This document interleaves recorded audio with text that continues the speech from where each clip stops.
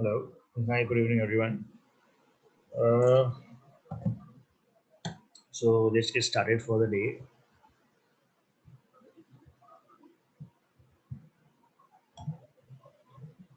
Amit, I have few doubts in that NYC queries. Can I ask now or can I ask end of the session? Yeah, Lakshman. Sorry. I have few doubts in the NYC queries. Can I ask now or end of the session? So we'll discuss in another session, then I'll take it up. Okay, sure. And Amit, I have pasted some questions on the chat.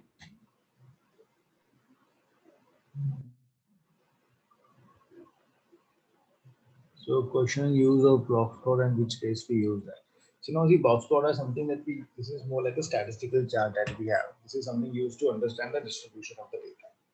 Right. So for example, if I just bring this up over here.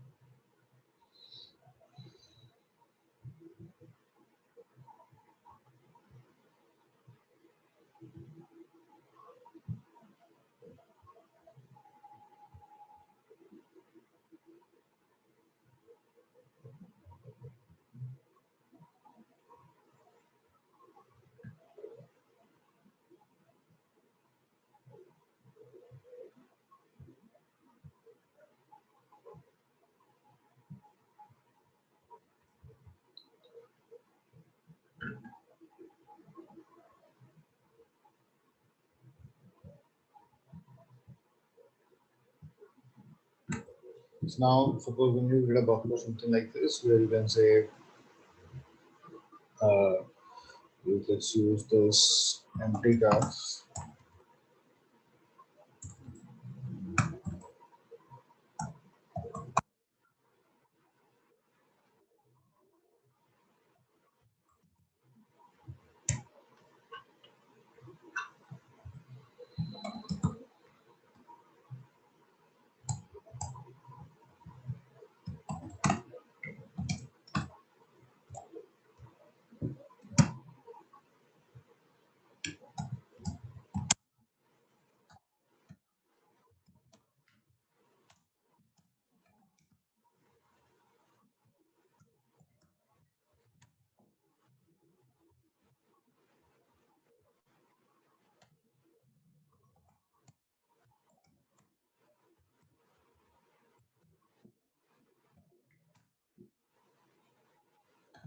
Right?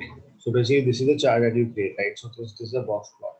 So box plot, what we do is we use to we basically try to see what is the distribution of the data. So like this is a box plot for four-cylinder car, this is a box plot for six-cylinder car, and this is for eight-cylinder car. So this line that you see over here, right? This line that is set over here, this gives you the quartile one, this gives you the median value, and this gives you the quartile three. So these are the values that this box plot gives you. So if the difference between the quartile 1 and quartile 3 is big, that means there is a big variation in the data. And when this box size is small, right, so that means there is less difference between Q1 and Q3, that means there is less variation in the data. So what we interpret from this chart is that this chart that you have, the cars which are having four cylinders, they have huge variation in the mileage. They can have very low mileage and they can have very high mileage as well.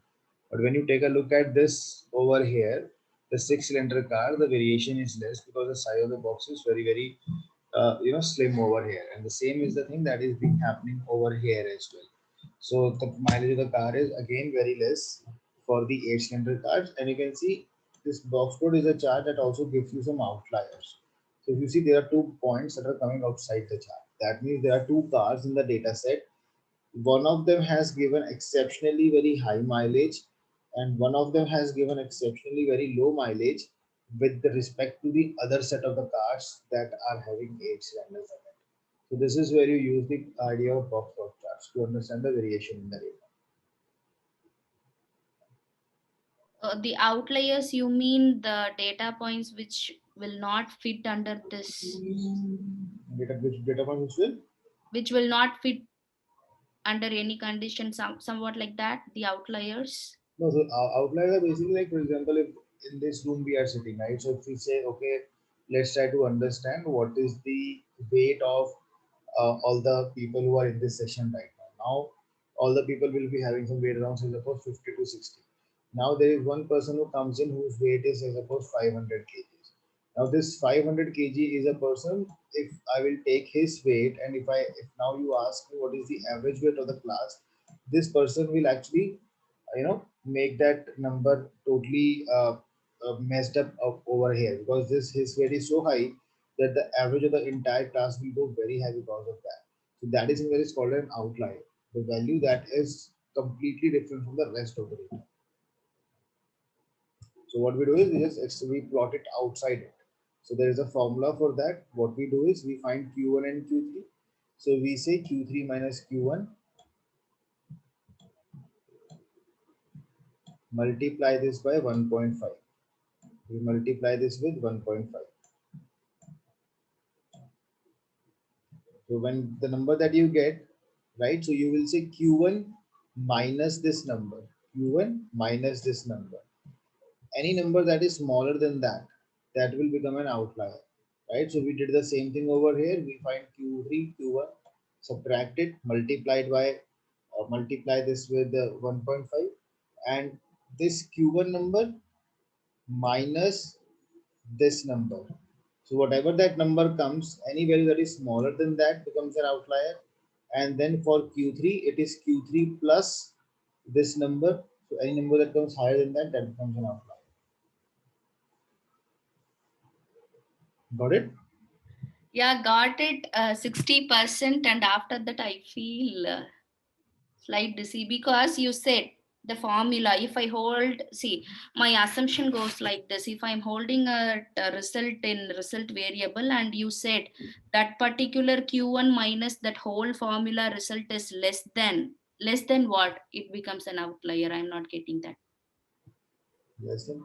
So this, like No, what is Q1? 1.5 into q3 minus q1, that is one result, right? So you Suppose say that comes as quartile one, yeah, quartile one minus that result is less than. So for example, now Q3 minus Q1 into 1.5, you get 10, right? Okay.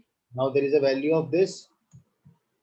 Q1 is, suppose I am saying Q1 is, Q1, the value of Q1 was 15. Okay.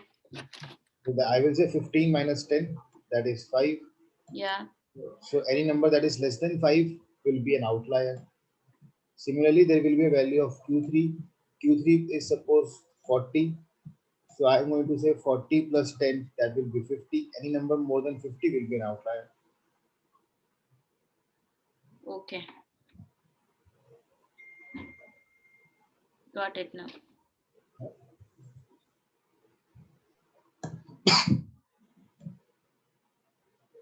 So for, like for putting the data labels, you will have to use one function that is called as geom_text. So the ggplot, geom_text is a function that we use to put the data labels. So now this I will request that you should try it once, geom_text function, so as to explore that up, that how you can put the data labels on the chart. Okay. And for using how to read the data tables or into the R, see, for that we have to use some different packages. So we have the packages like RMySQL, RODBC. This is a package that we need to read the data from. Like for Excel, we use read Excel, right? Similarly, for connecting to the databases, we have RODBC, we have RMySQL, we have the package like this R Oracle. So there are different packages for the different databases, so which we have to use in order to upload the data. So I'll show you, so since we have already done SQL Server, so I'll show you that connection, how you can do it with the SQL Server. That connection I'll show you. Okay. And yeah, well, another question is like, see, we have so many number of packages, right? If I want to know what are all the charts available in this package, how will I retrieve that, the list of available charts? Is there a So as such, you don't have anything, but for ggplot, you have something called as cheat sheet, ggplot cheat sheet that you can use. There's a ggplot cheat sheet that is available. So you can just refer to this.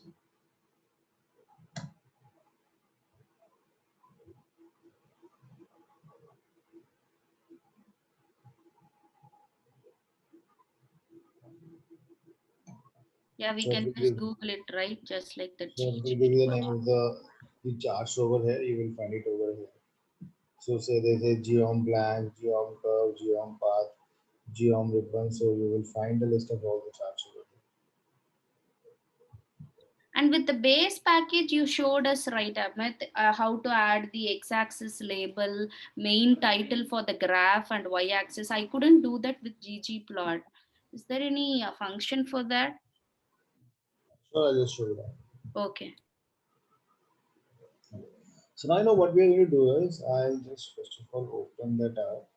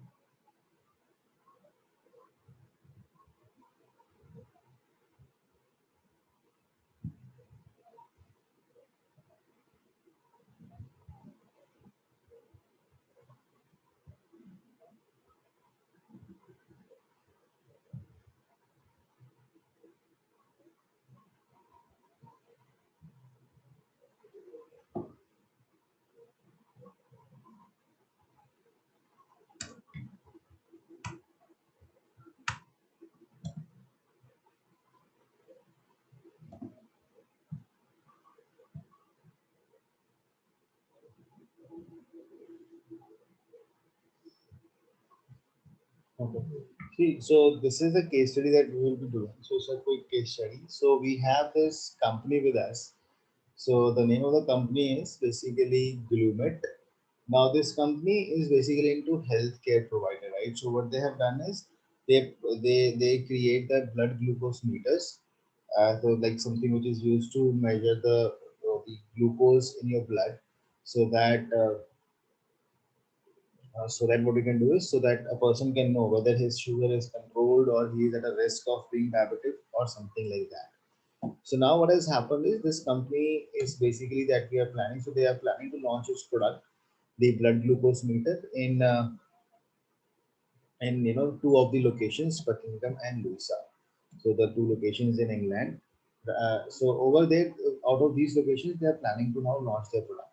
Now, before they can launch their product, so what they're planning is that let the company wants that some rigorous analysis of data should be done, so that they know that what kind of people they should be targeting at, what type of location they should start their business at, so that there is a proper they have some good insights between with them, so that they do not end up getting troubled up that okay they started their business at a wrong place, right? So that is where they have provided us the data as well. Like they had collected the data of around 400 patients from the different locations.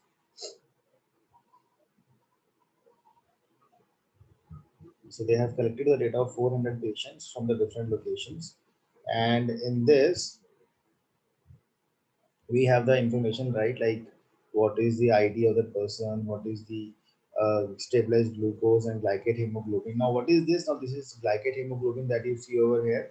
Now that is the most important ingredient over here. Like for example, in this case study, if I explain you, so basically how this process of this measurement of this diabetic test happens is, so there's a component that you have in the blood that is the glycated hemoglobin, right? So basically, what percentage of your blood is now impacted with that the glucose, right? So how much percentage has got penetrated into your blood. So what happen is if that percentage is up to 5.6%, that means the person is normal. If it is 5.6 to 6.5, that means the person is pre-diabetic.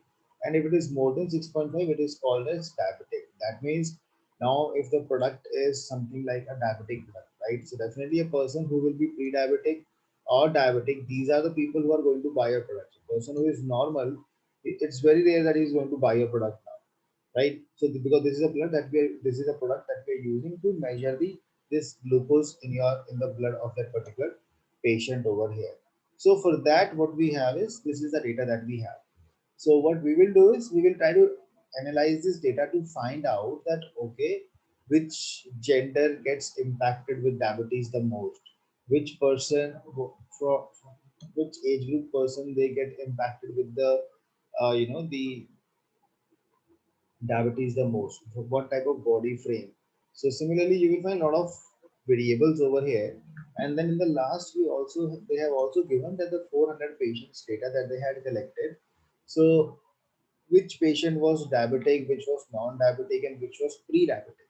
So that is also given in that because we have that complete analysis the analysis of the patient that okay when he went for that diabetic test he turned out to be non-diabetic.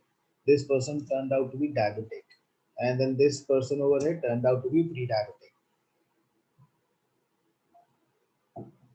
So we have the test report as well over here with us, right? So we will be actually analyzing the data on all these variables to figure out that okay, uh, how much how many basically what I would like to do is I would like to see that okay, how many what type of people the company should be focusing at. So let me share this first the data set with all of you. So what we will do is we will just take a look at it and we'll do the analysis in the R.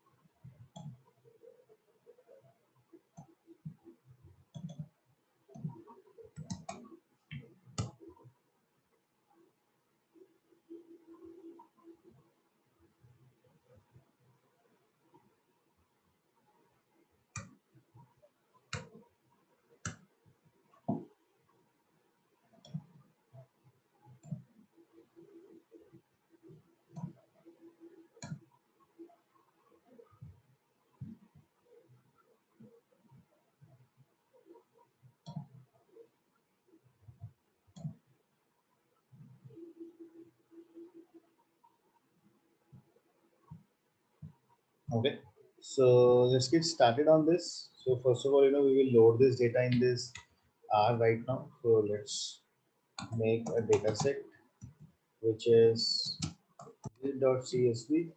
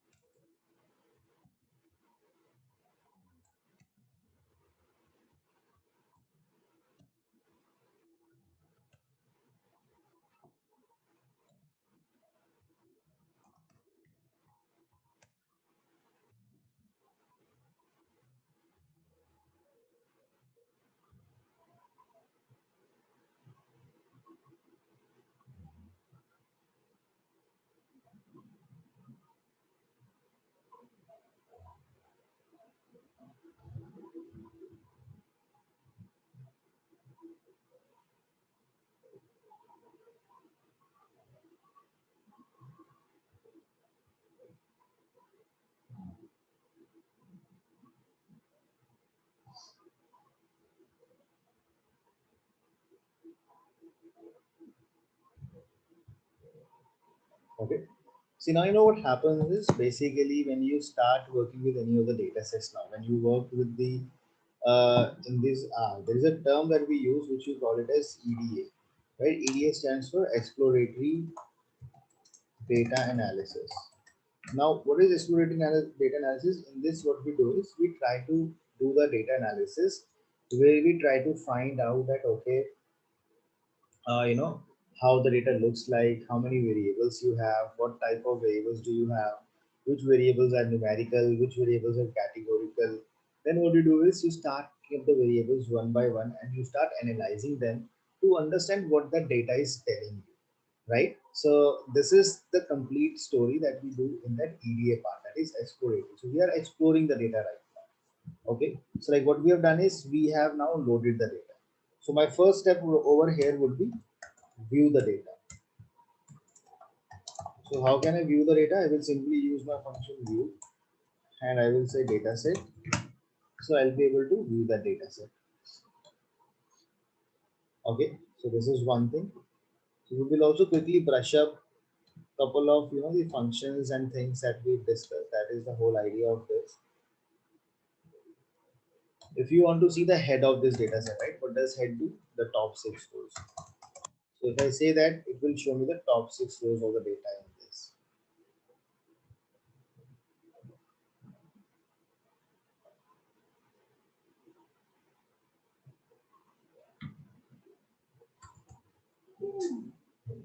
So then what we can do is we do the data profiling. Now, what is data profiling over here? See, data profiling is, so for that, this is automated stuff, completely automated process. So what we do over here is let's create, please install a package that is Data Explorer.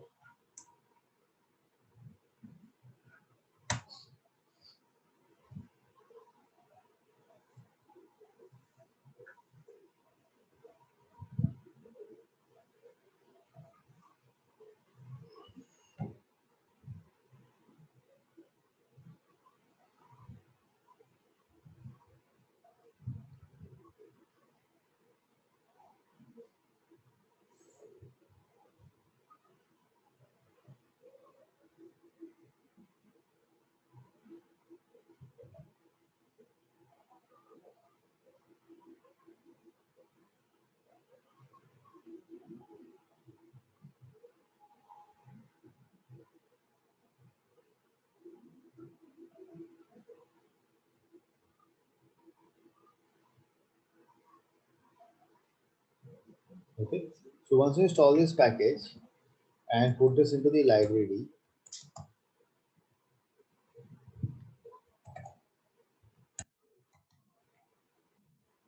so what this function is going to do is it gives us, this package gives us one very interesting function, that is create report. And if you say create report of data set and run it, this is actually going to create a report for us and present and show us each and everything about the data set.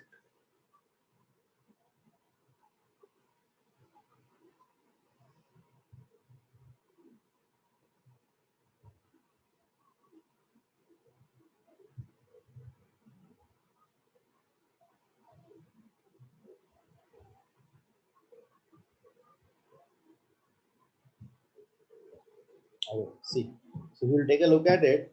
So what this has done right now for us is, for that data set, it is giving me complete analysis over here. That this data set that I have used, it is having 403 rows, 21 columns, 4 are discrete, 17 are continuous.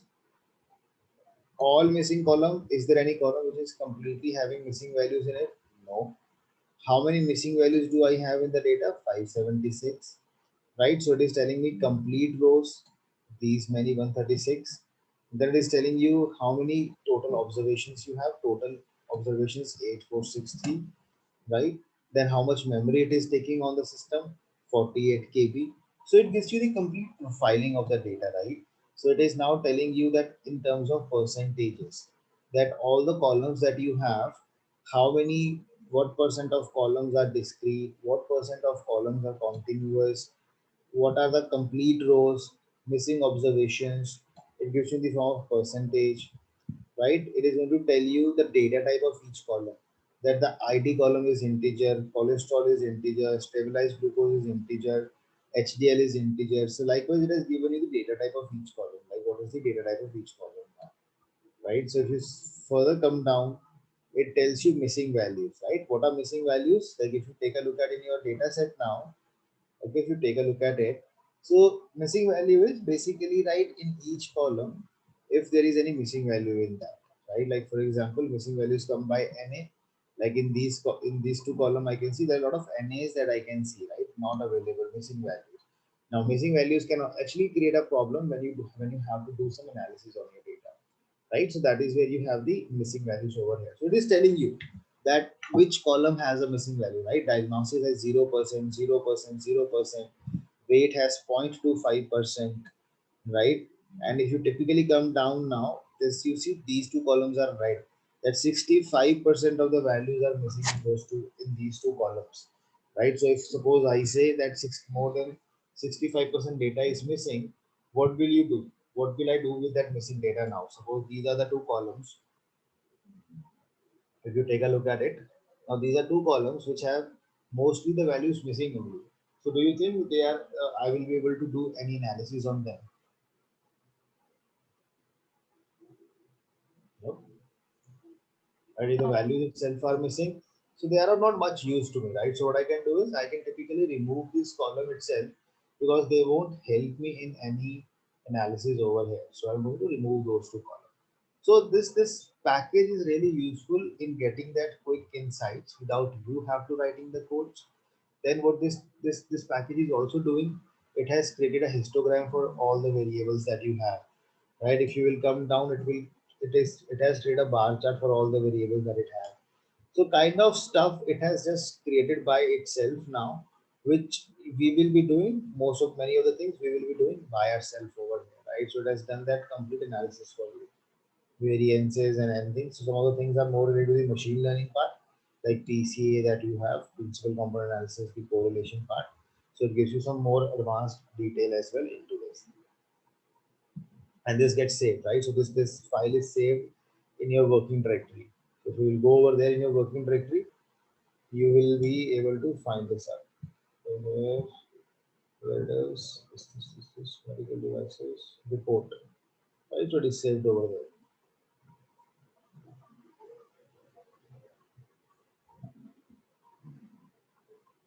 Okay.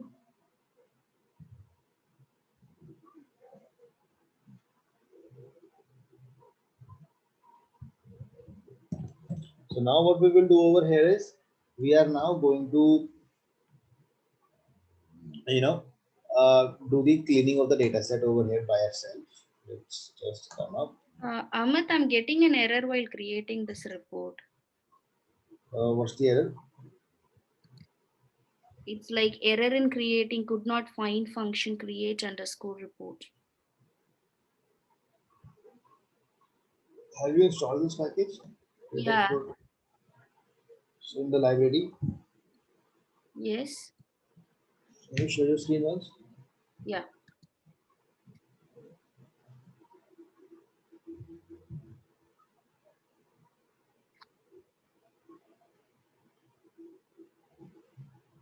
Your data set is not ready, no?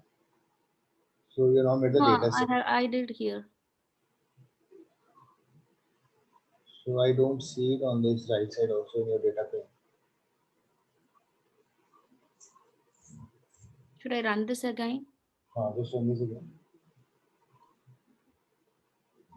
Yeah, now it is created. Now run that create report.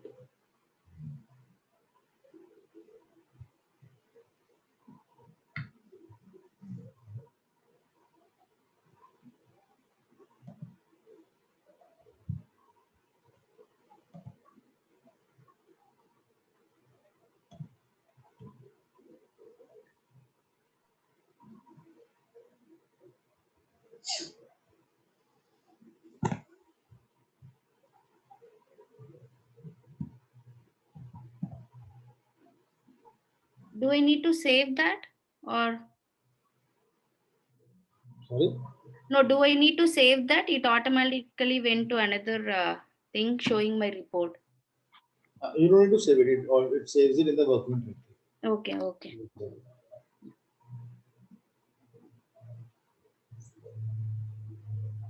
Okay.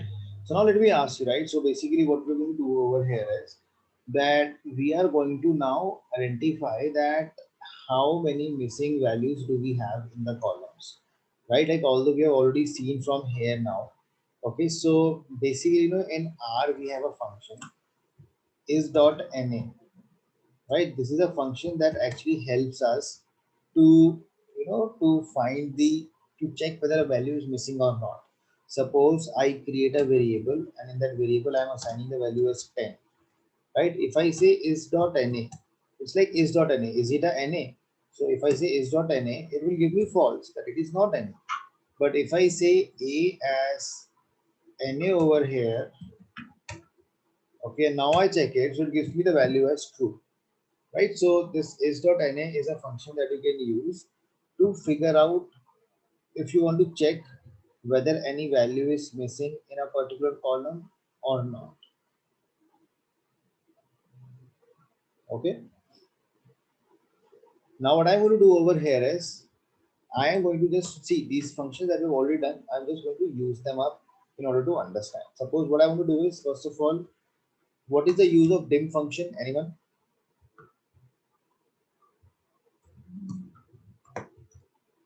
It gives the dimensions, number of rows and columns. Right? So it gives you number of rows and columns. So if I say dim of data set, so it will tell me that how many rows and how many columns do I have. So these many rows, these many columns, right? Now what I'm doing is, so what is the form of this output? This is a vector output. So what I can do over here is I can come up over here and I can say that number of columns, that we have in this data set, they are dimension of data set, and I'll put a 2 over here. That means 2 means second value. So 21 columns. Right. So I just saved that thing inside this over here in the vector now. In this variable now. That there are total number of 21 columns that I have in this data set. Now what I'm doing over here is I'm just creating a vector over here. Let's call it as vector underscore na. And in this vector, what I'm going to do now over here is I'm going to simply say, I'm going to simply check in this over here that I will just simply assign 21 zeros in it, right? I'm going to say I want to have zeros coming num columns type, 21 zeros in it. Oh,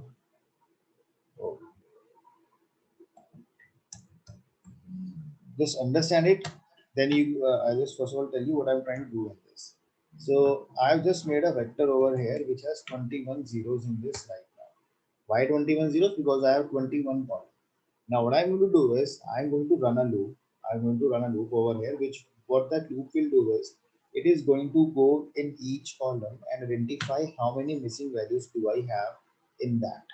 Okay. So now see how this funda is going to work. Now this is a data set with me. Okay.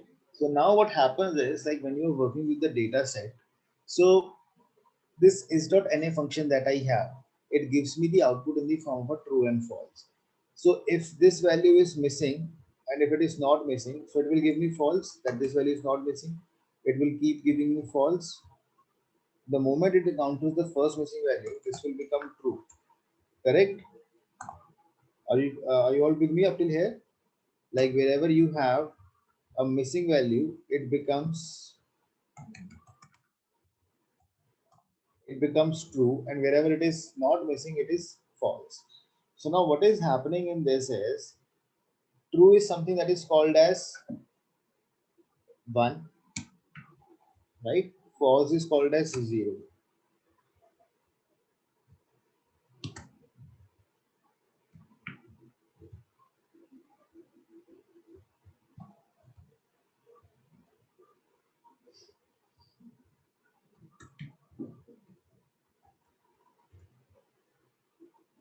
Okay. So what will be the sum of this? If I'll add this column, what is the sum I'm going to get on this? What will be the sum of this column? 0. Two something. No, if 1. So there is one missing value, no? So we had yeah, 1 over here. So there was one missing value inside it, so 1. So if I sum it up, I'll get the sum as 1, right? Suppose there was one more missing value in this. So in that case, this would have become 2 and this would have become 1. So what would have been the sum in this case? 2. 2. So 2 means that there are 2 missing values, correct? Yeah, 2 blank or null values you mean. So this is the 2 missing values that we have in this data set now. So this is the same technique that I'm going to apply on this now. I'm going to run a loop on each column of this data set and find the sum of is.any. That will give me how many missing values do I have in that. So I'm going to say for I in 1, 2, the number of columns that we have. So I'm making this loop dynamic that it should run 21 times. And then what I'm going to do over here is inside this, I am simply going to say that the vector that I have created,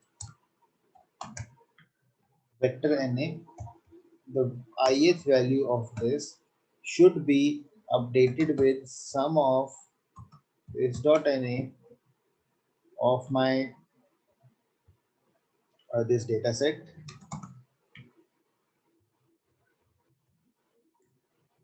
right? All the rows and column number I. So that's it. If you check now, vector N is. So this tells me that the first column has 0 missing value, right? Second column has 1 missing values, which we already identified also. Third column has 0 missing value. So if you come 15th and 16th are the columns which have highest number of missing values, right? That we saw in that report also, 65%. So that column number is 15 and 16, which have the highest number of missing values in that. Okay. So please try this out. Amit, what is that? See, in that vector variable, right? REP of 0 comma number of columns. What does it actually mean? This is repeat function, repeat. So this is repeat. So I'm saying repeat 0 21 times. So if I say repeat, this is a rep function. So what it does is, suppose I write 1 5 times. So it will give me 1 5 times. If I write okay, first is the value. Okay, value and number of times. Okay.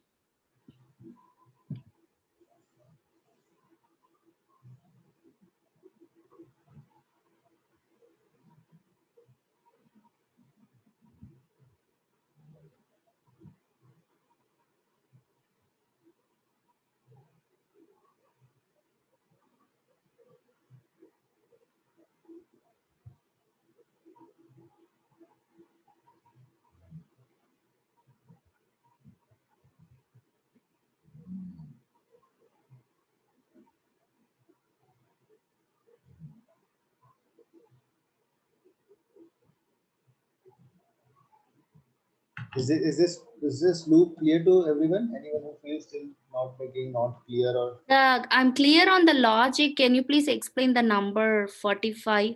Yeah. See, what I'm doing over here is, see, this is assignment that we are doing. So what we have done is, when the loop will run for the first time. Okay, so what will be the value of I? Value of I will be 1. Yes, for first iteration, yes. Correct. So Yeah. what we are doing is, when the value of I is 1, so we are in this column now. Okay. Column number 1. So what we have done in this code is, we are saying sum of is also, just avoid this. Let's start from the inside. So I am saying in data set all the rows column 1. Correct. This is what we have done. Column 1. Okay. Right. Yeah. Now on that data set column 1, apply the function of is.NA. Apply the function of is.NA. So that is the function that I am applying, is.NA. Okay. So if I you just want to see it in a breakup phase, I can show you this also. Suppose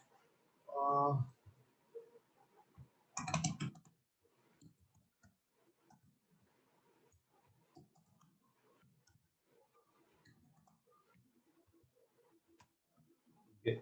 So this is a data set when I create. If I say is dot NA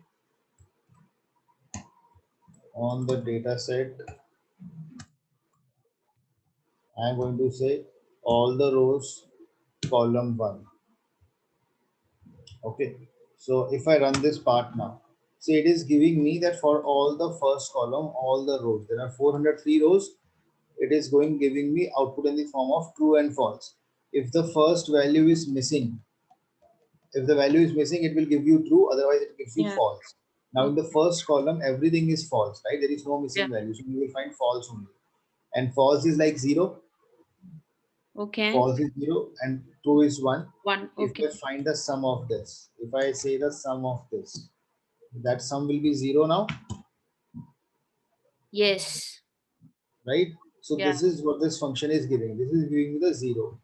Now what I've done is, because the reason I made this vector was, I made this vector so that I will store that I have 21 columns, so I have made 21 zeros. So what I will say is, if my first column has 0 missing value, so I am saying vector NA, vector NAI, that means the first value of that vector. This is a vector, right? So there's a vector that we have created. So if I create a vector like this, if I say 1, 2, 3, 4, 5. So what is the first value in this vector? What is the first value in this? 1. What is the third value in this? 3. 3. So if I say I want to replace the first value with 10, so what will I do? Right? So if I'm making a vector over here, this is a vector. So I'm saying that the first value of this vector, You'll first give the value will be index. Yeah. 1. If I want to replace the first value with 20, so I will write this only.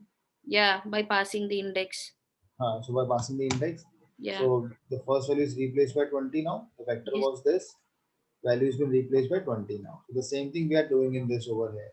So whatever the missing value count that we are getting, we are replacing that in that vector over there, so that finally in that vector I will be able to see, like if you see this vector that I printed over here was, so it was giving me that in the first column, 0 missing value, second column, 1 missing value, 0 missing value, fourth one, 1, 1, then 13. So that is what we have done.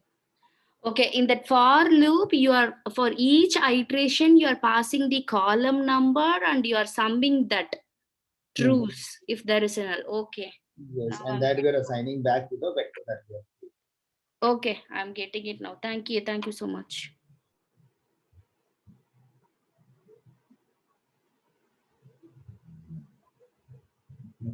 So now we can see, right, that 15 and 16 column are having high intensity of missing values. So it doesn't make any sense to keep these two columns in my data set, right? Because they won't be any fruitful for any of my analysis that I will do. So what I can do is, let us update our data set. I'm going to say that this is the data set. In this data set, what I would like to do now is, I will say that in this data set, I would like to keep all the rows and subtract the column number 15 and 16. Right, so I just removed the two columns, 15 and 16. I have removed it. So see, I'm now left with only 19 column, 19 variables, where previously I had 21. I have removed two of them. I'm left with 19.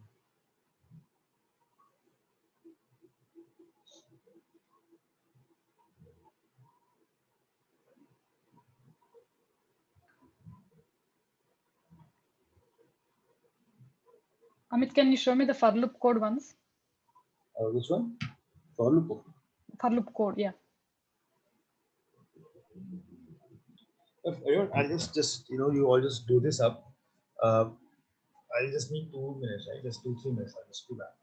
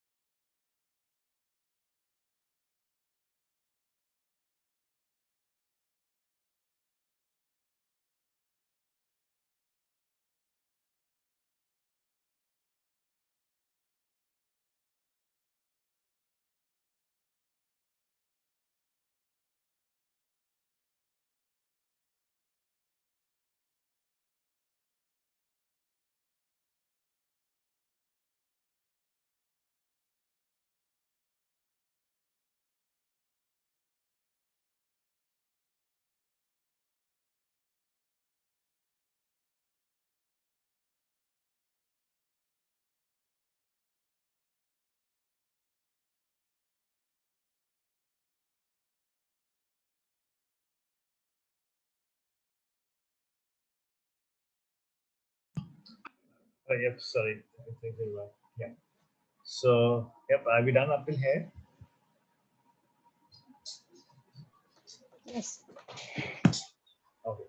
So now you know what we do is after we have removed the two variables which have significantly very high missing values in it. So what I want to do now over here is we will start with the process of some analysis. Right. So let's do the analysis over here.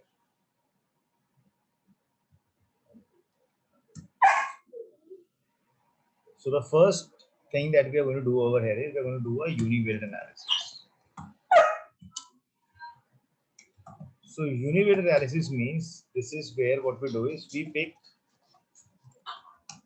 one variable at a time.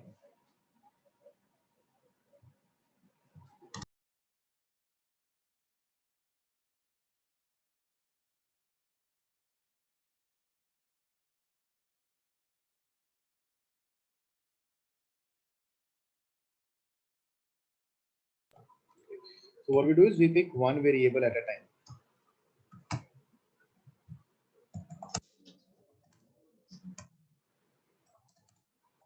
So like for example, if I start up or come up over here now, so the most important variable that we have in this is that is the stabilized glucose.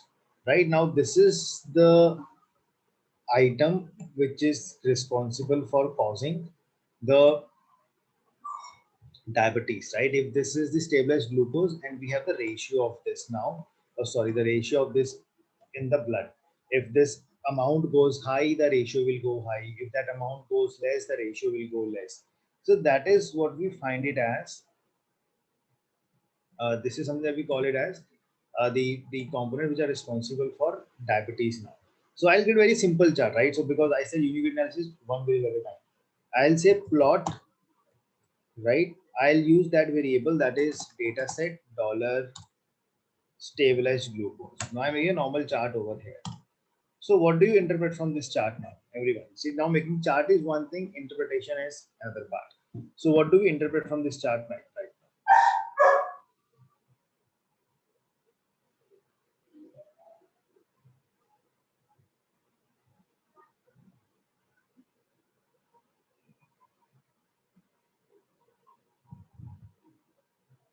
Right. So basically what this is doing, like if you remember, we did this chart yesterday, also similar chart that we made a plot where we were trying to see what was the mileage of each car, right? This is the same chart that we have put over here. So there was patient whose ID is 1.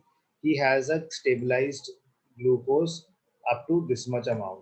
So if you see over here, most of the patients that we have in the data, they are having the stabilized glucose up to around 150, less than 150 only, not more than that.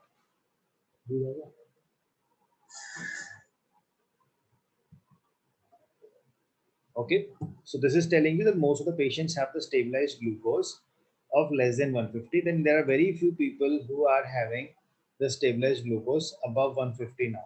Am I right in saying that?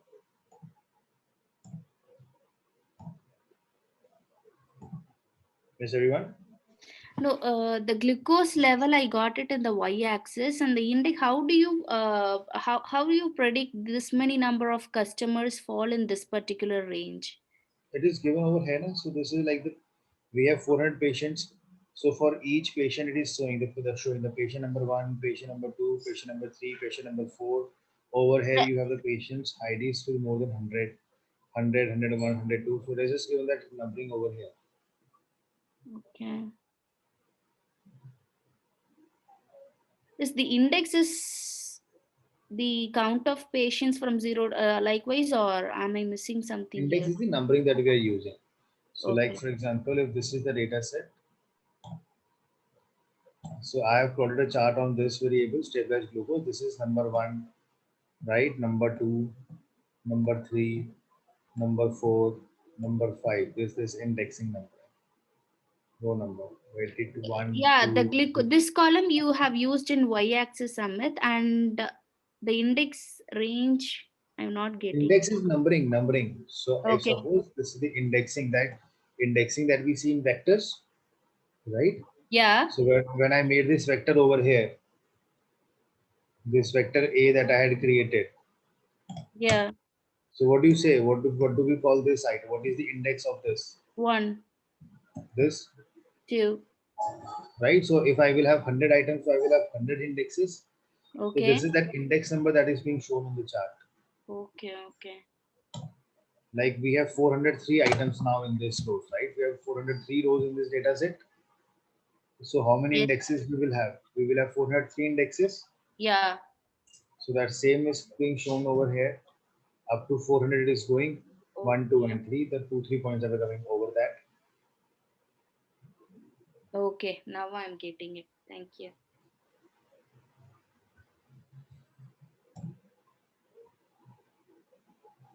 Similarly, we saw the count, right, for other graphs yesterday's visualizations. It is all depending upon the number of rows on the data set, the counts it's giving. But that count was an aggregation. So yesterday when we were making a chart, that was an aggregation. We were seeing that how many cars are of 4 cylinders, how many cars are of Yeah. 6 cylinders. So that was an aggregation. This is not an aggregation. We have just picked up each point and Okay. plotted on the chart. Okay.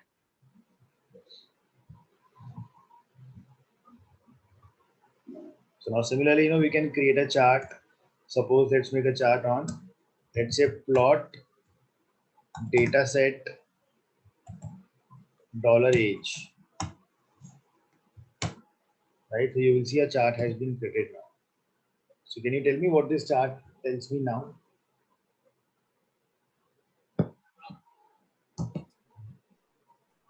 This brings that has been the y-axis Any number of ages ages. category. Yeah, 20, 40, this many ages in y-axis. I couldn't get it. Can you come again?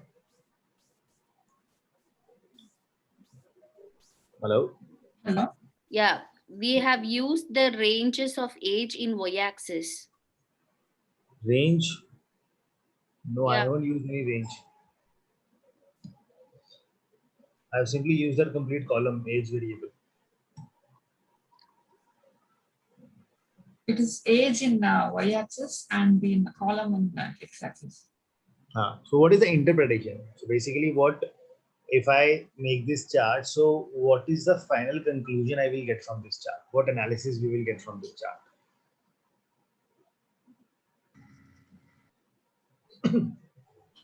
So that is technically, right? So we have made a chart and we are saying that we are showing the age of the people, right? Most So of if the, you, most of the people are between 20 to 65 age range. Yeah. 20 to 65. 16. Okay. I mean, Below 20 to 16. So typically, if I see, right, like I can see that, the people are coming up to age 80 also, right? So if I just stretch a line, right, over there also, we can see that we have this, right? So if I go from a 20 to 80, right, so definitely the concentration is higher, right? So can I say that, the people that we have in the data set, they are evenly spread, that we have the people from all the age groups. It's not like that we have very high density for the people of 20 years or 40 years or 60 years. Mostly I can say it's a evenly spread only, right? I have the people of all the ages all spread across this chart. Yes, evenly Right? spread. That's correct. Yeah. So because had it been, we have, like in the previous chart, we were seeing this, like in the previous chart that we made over there, we could actually see that the people were more concentrated on the bottom side, right? As we were going up, the people were, the number of people were decreasing. So over there, it made sense that people mostly have this stabilized glucose below 150, and less people have it above it. But over here, the age is altogether a different scenario that I see over here.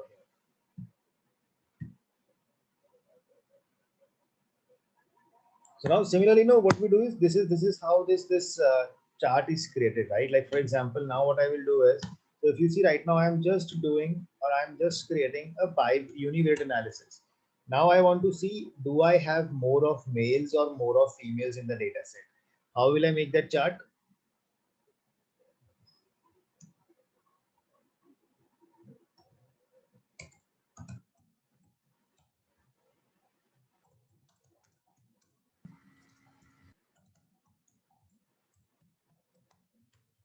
Right, so I will use bar plot. I can make a bar plot. By gender. Yeah. Yeah. Right, so bar plot, but I have to see gender. I have to count. So first of all, I will have to count them up. How will I count them? I will use table function, right? Remember we use table function. So I would like to count the data set dollar gender, and there the chart is ready. So I can see females are more than male in this data set. So see, nothing is new, right? We are just writing the same syntaxes that we did yesterday. We are just adding that inferences to that.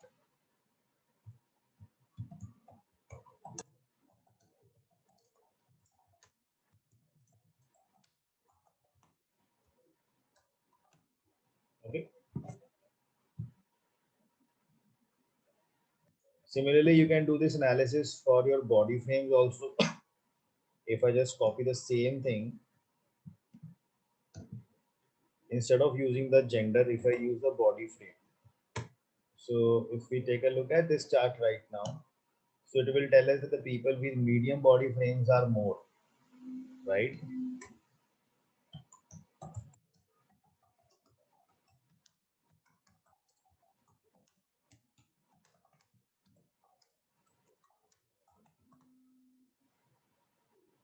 This is what I graph from here now. Similarly, we can do it for location. Let's see from which location do we have more people. So I can see the people are almost same. Equal number of people have been picked up from Buckingham and Louisa.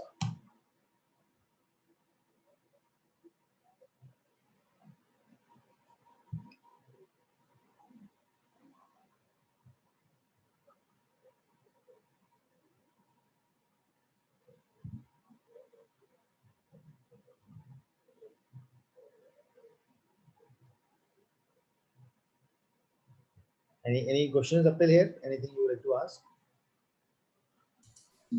Amit, I'm getting an error saying that Hmm. figure margins are too large. So I can't. That actually comes up when your area is very small, Okay. right? Like when this chart part becomes small now, so that error starts coming up. So make sure that you have good amount of space. See, I was getting our error. Figure margin is too large. So No, just not there. increase. In console. It will come over here also, right? If I just run this function now, so I'll get the same error over here. The same thing because now the Yeah, code okay. is getting executed. Okay. So Okay. just increase that space. Okay. Then the issue will not happen. Then you have to run the code again. Okay. Got it. Thanks.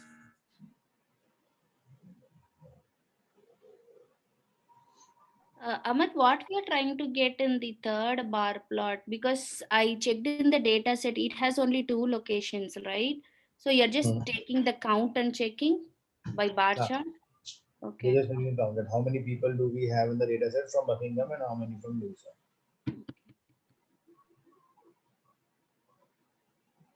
Can I further divide this chart by gender wise, or it's not possible? Sorry.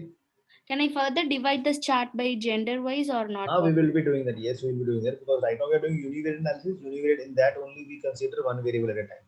Okay, okay. All these steps are under the step 2, the profiling you said, or analysis is the third step? That's fine. So, I mean, the profiling was just that report creation. Now, what we are doing is we have started with the analysis part. So, Okay, in this analysis part, we are doing first the univariate analysis, picking one variable at a time. okay. Now, what we will do is similarly, so you can just keep picking each variable, any number of variables that you have. You can make box plots also, like for each variable, you can create a box plot that how the distribution of the people is across the age, right? So like for example, you can now pick up the box plot over here, and you can say that I would like to create a box plot on data set dollar age.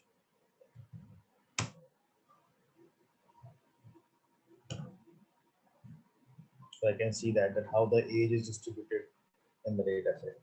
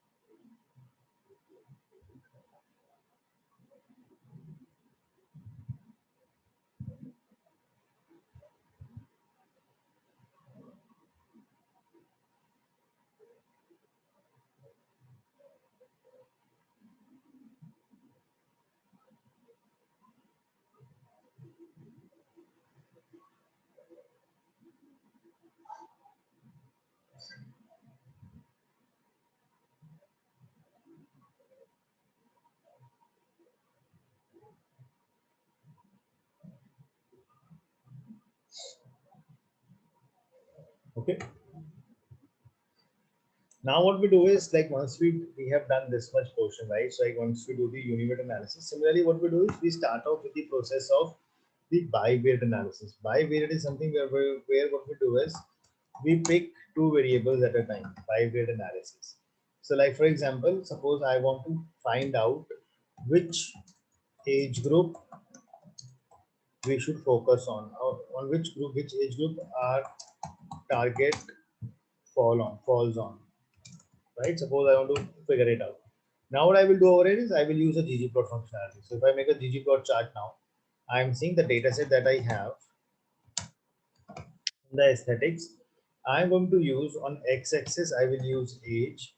On y-axis, I will use glycate hemoglobin, right? The ratio, and I'll make a geom point chart.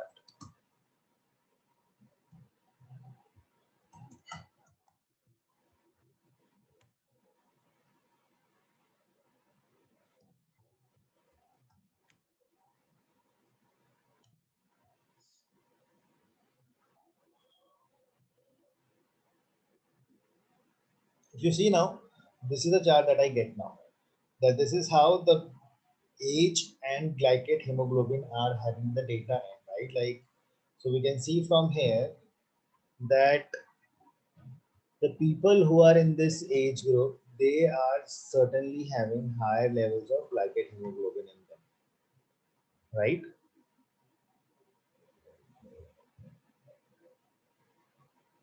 And as the age is further increasing, I can see that glycate hemoglobin has decreased. So can I say that we have three type of people over here?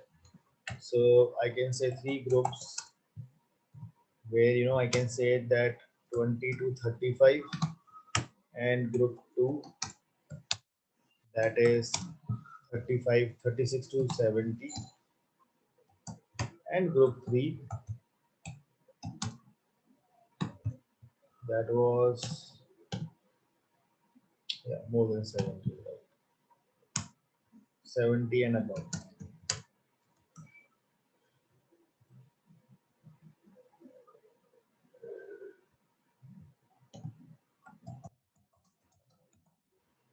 So these are three groups that we have with us in the data.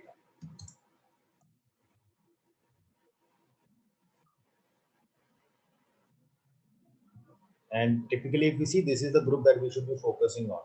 But further also, if you want to make this chart more informative, what I can also do in this is I can use the effect of color also.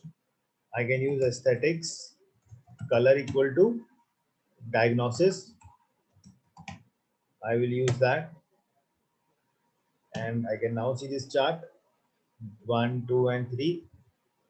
So you see, we have these the three type of diagram, because we have some missing values also. We are getting the fourth one also, that fourth part that you see. So we could have typically removed those missing the blanks also. So if you see now, the people who are diabetic and pre-diabetic, the blue ones and the green ones. So green ones are mostly lying in the age of 30, around above 40 only, or 35 I can say, up till 35 to up till age of 70. So that is where I have said that this is the group that we should be focusing on.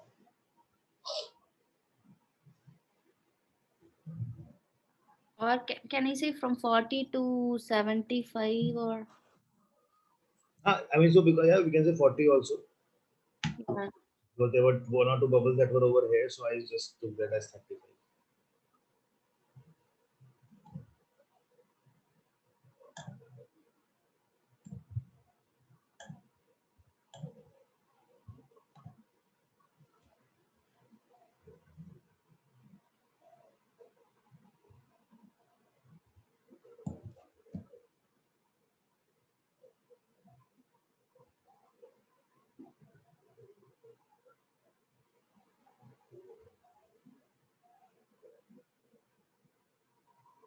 Right now, similarly, what you can do is now see this EDA, this exploratory analysis. Now, this is not something that is like a predefined format. Now, these analyses depend totally upon you, how and what kind of analysis you can derive from here, which can give you some useful insights, right? Like, for example, if I come up again further on this, I create another chart where I say ggplot. Maybe let's use this only.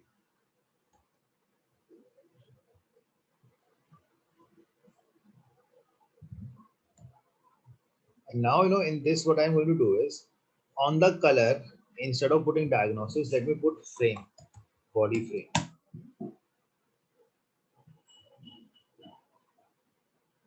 If I show you this chart right now, so what do you get from here?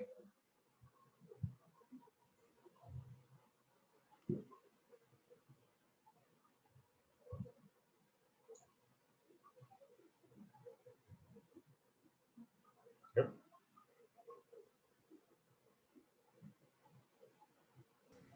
Focusing on medium body frame, green one. Sorry, most of the people are having medium body frames. Yeah, green one. See, that we've already identified in the univariate analysis. Because when we made a univariate analysis, that how many people do we have in small, medium, and large body frame, that we already know. But if you see in this, there is a lot more information. We have age also, glycate hemoglobin also, and the body frame. So now what more, additional insight that we can derive from here? So if you see right now, again, the analysis will remain mostly the same. If you see in this age group, the people, see, what is the goal? The goal of this case study is to find the kind of people we need to target to sell our product, right? Because this is a Glumit. This is a product that is selling the diabetic measurement device now. So for them, the idea is that they want to find out that what type of people are diabetic, so that they know that to whom to go and sell their product.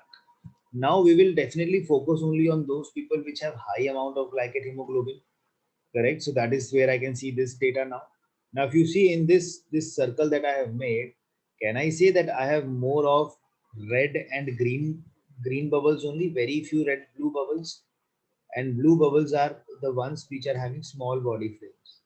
So can I say the people who are suffering from diabetes, they mostly have medium to large body frames? Am I right in saying that? Yeah.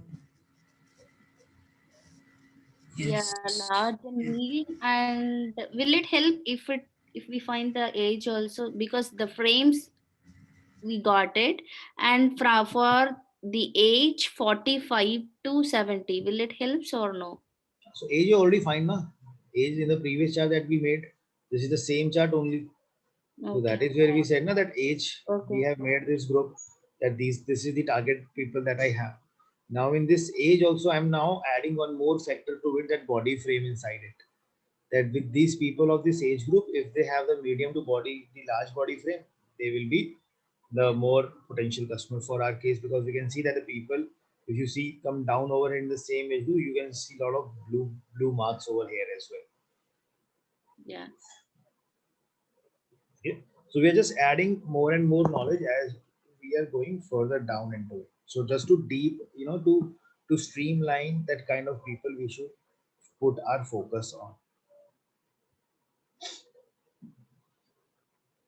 Okay, now similarly, if you want, right, you can also use the factor of age, the weight in this as well, right? Like for example, on the color you are putting frame, if I come, I say aesthetic, I say size.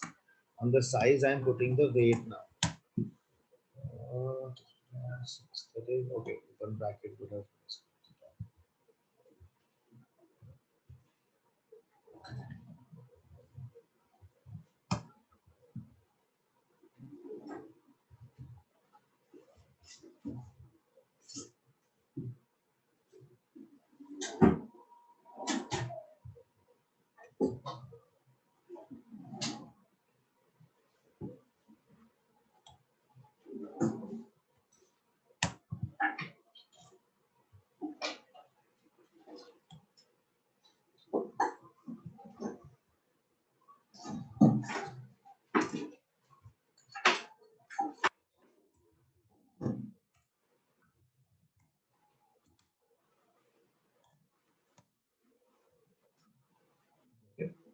Now we make this up.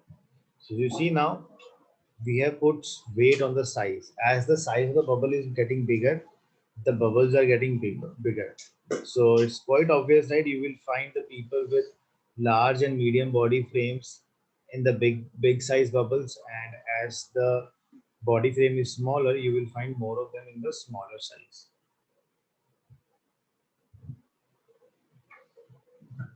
In that case, green and red, right? Large and medium. Green and red. You will see Yeah. green and red are very large, because definitely people who have bigger body frames, they are the ones who are going to have the More weight. higher weight. Okay.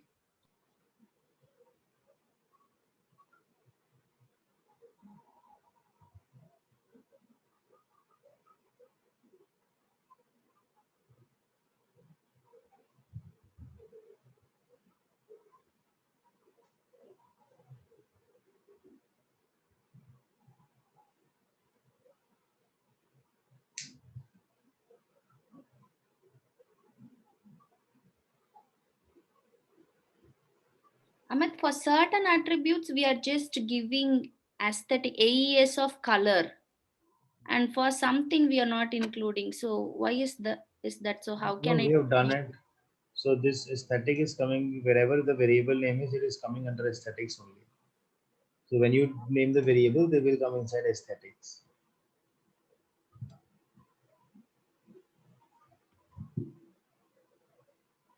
Okay, I was trying to give different. I mean, multiple times aesthetic of color equal to frame again aesthetic. Okay.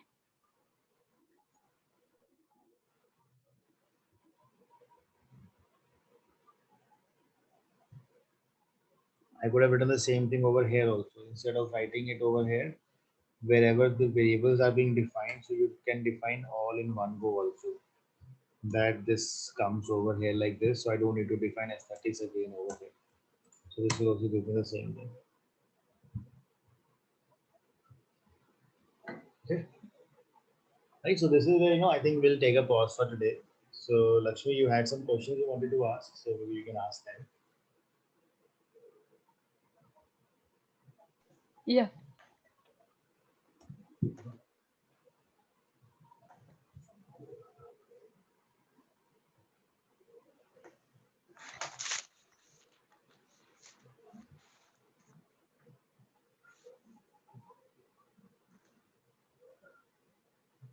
Can I quickly share my screen?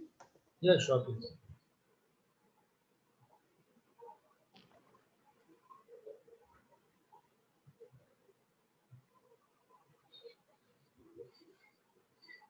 Are you able to see? Hmm. Yeah. In the question number 4, Hmm.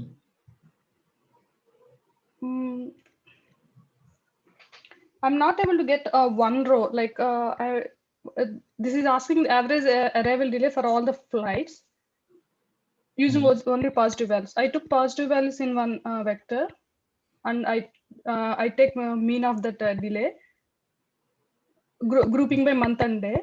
And if I take the top, the answer should be in one line. Like I'll show you the One answer. row. Yeah, this one. This is the answer. I mean, not this one. The 4th question. Yeah, this one. So how can I get this one line? I'm getting that first. I can't see that. If you're, I just see RStudio right now.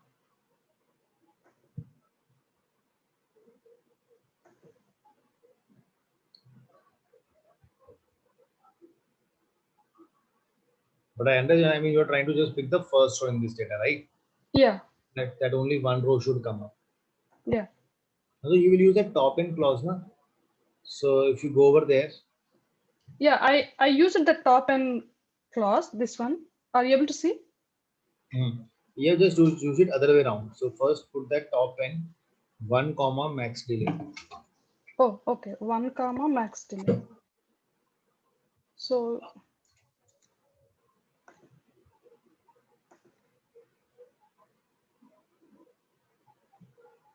No, just select that line. Just select that line and max delay you have it. Okay, now on this.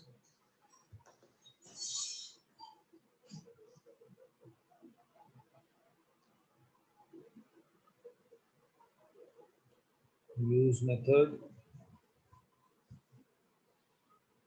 One second, just a second.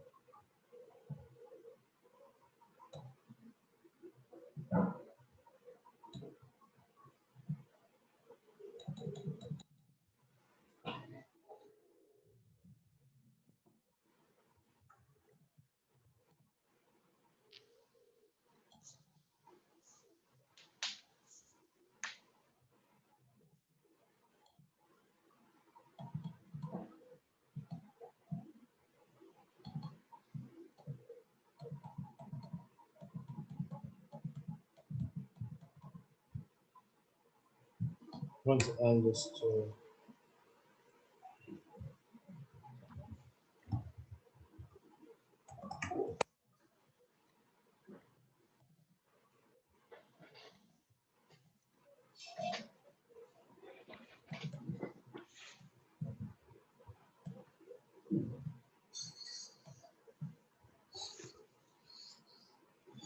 so can I see this output of the max delay once? What we have done in the max delay? Max delay. Output, okay, so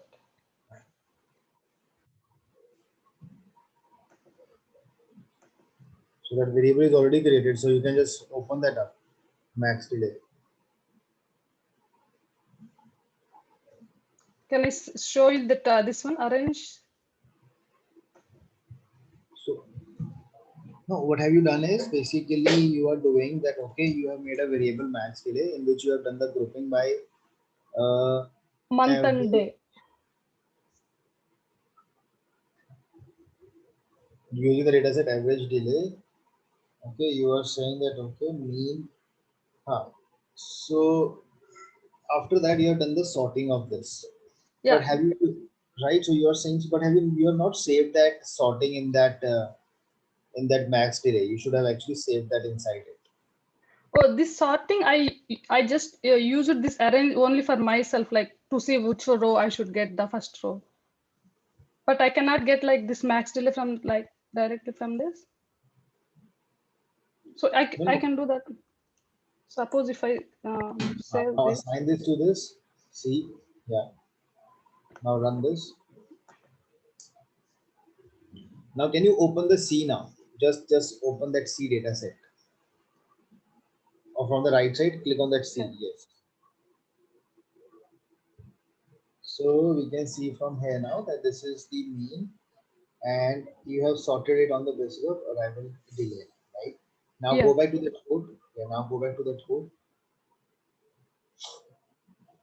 Right? So now write the line top n and C comma 1. Sorry, it's not 1 comma, C comma 1. C comma 1.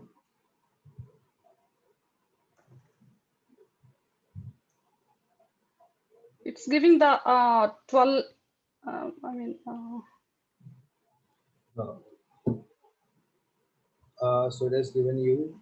See, do one thing. Just a second. Can you give me the controls? Yeah.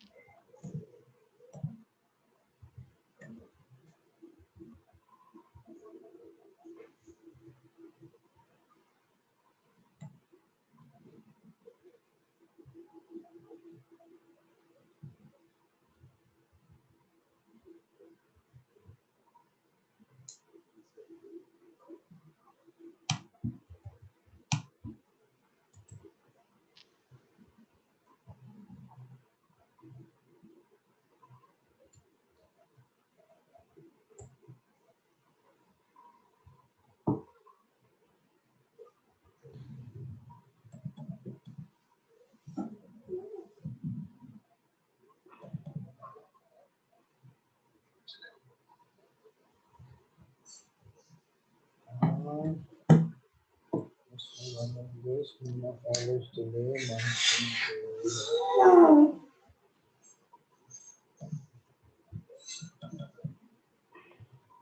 that PDF solutions, it's saying something ungroup. I couldn't understand that. If you open that PDF, you can see that. No, grouping is correct, but it's still just top end. And just because this top end gives the first number of rows that we use.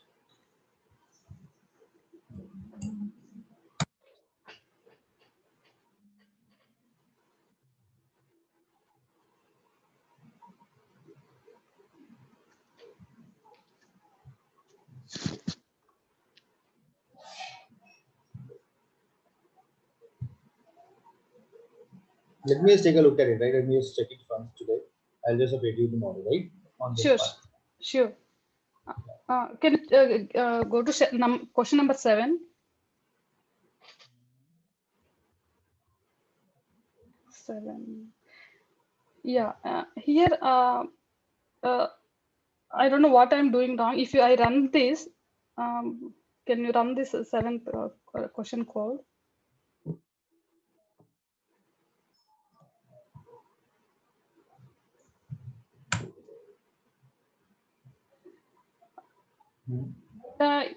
Why it is giving this many rows? Like I'm group. Okay. I'm taking this mean and of seats and mean of engines, right? With the month of. So one thing is you are trying to filter out the data now. You have not used the filter clause in this. You are saying month equal to 7 and day equal to this. So this is something which is coming wrong in this code right over here. So you have made a join, that's totally correct over here. You have made an inner join between the two data sets now. Then you actually have to, when you filter out the data, month equal to 7 and day equal to 4, you have to use the filter command for that. So this entire data will go inside filter that you are going to say like this. Okay. Okay. So I need to use filter. Okay. So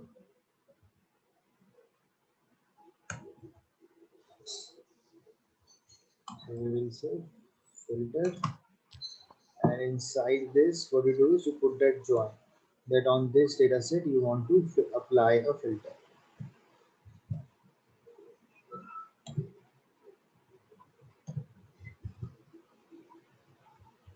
Then you will put that your month is equal to 7, comma day equals to 4.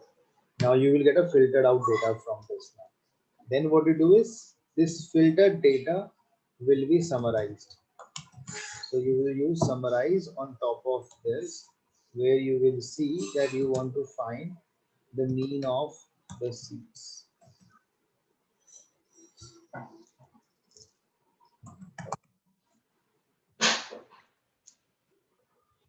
Most on top, just you will write the mean of the seats now.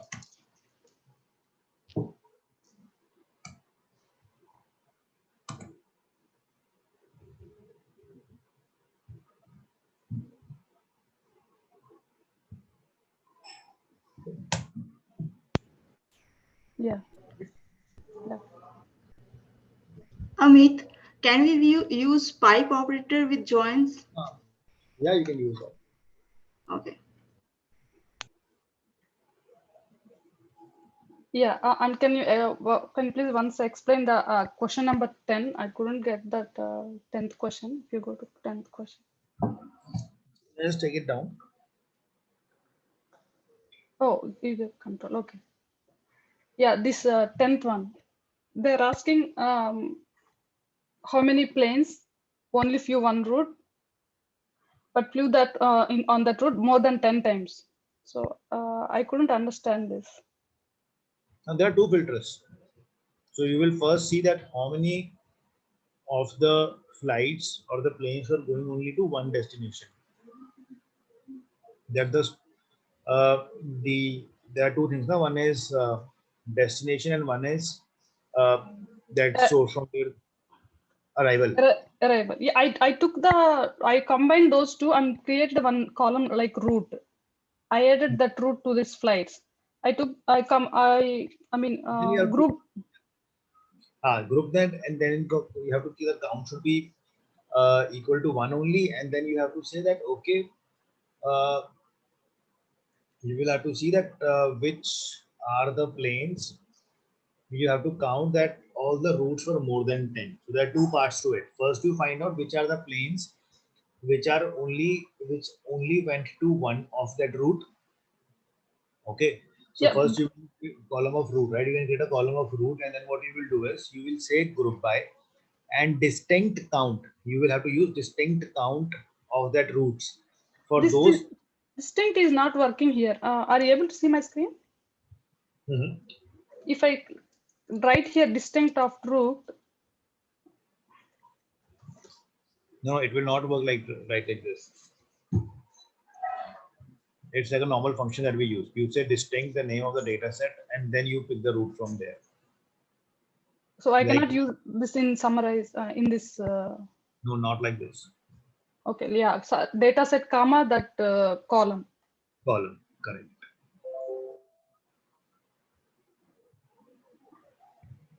Okay. Okay, yeah, I'll try that. If I don't get, I'll ask again tomorrow. Sure. Thank And you. that will top, and I will take a look and I'll update you. Yeah, sure. Thank you. Okay.